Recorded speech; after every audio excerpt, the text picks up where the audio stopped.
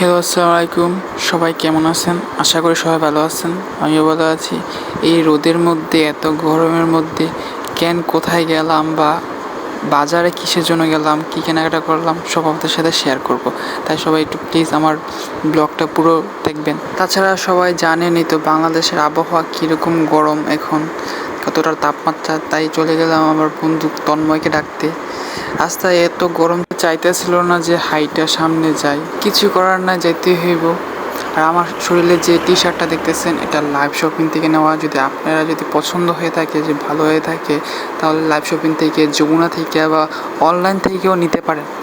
আর যদি অনলাইন থেকে না নিতে চান, তাহলে ওদের সরাসরি ওদের শোরুম থেকে নিতে পারেন। পুনায় আছে, বসুন্ধরা শপিং মল আছে, গুলশান আছে, মিরপুর আছে, যেখান থেকে খুশি সেখান থেকে নিতে পারেন। আমার মনে হয়েছে যে গরমে এই গেঞ্জিটা খুব ভালোই, আমার কাছে খুব ভালো লাগছে। আচ্ছা, যাই হোক, আমরা যেখানে যাইতেছি আমাদের বাজারে, মুড়াপাড়া বাজার, সেখানে যেতে প্রায় আধা ঘন্টার মতো লাগে। এইখানে আমাদের উপজেলা হাসপাতাল আছে, মোটামুটি খুব ভালো। যেহেতু ছিল রোদের তাপ, তার সাথে ছিল আবার এত রাস্তার ধুলোবালু, কিছুটাই ভালো লাগতেছিল না। যদি বৃষ্টি হইতো তাহলে মনে হয় অবস্থা মানে সব কিছু চেঞ্জ হইতো। মেন যেই কারণে গাড়ি থেকে নামছি, সেই কাজটাই করতে পারি না এখানে। আজকে মনেই ছিল না, আজকে এদের শনিবার, সব অফিস বন্ধ।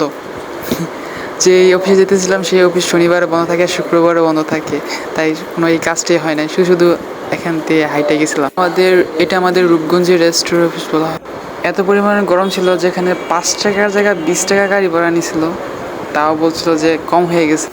এখন আমরা নদী পার হব, শীতলক্ষা নদী, দেখার মতো একটা নদী ছিল।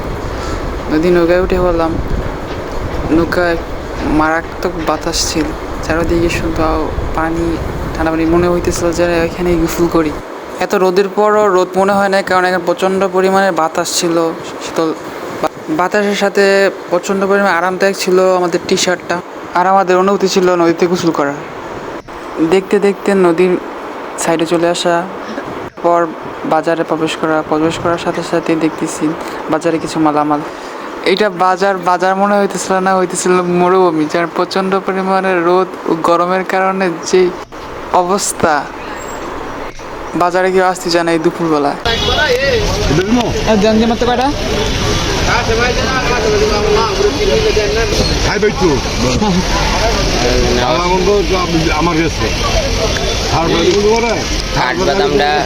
কাঠবাদামটা অরিজিনালি অস্ট্রেলিয়াতে ইম্পোর্টেড।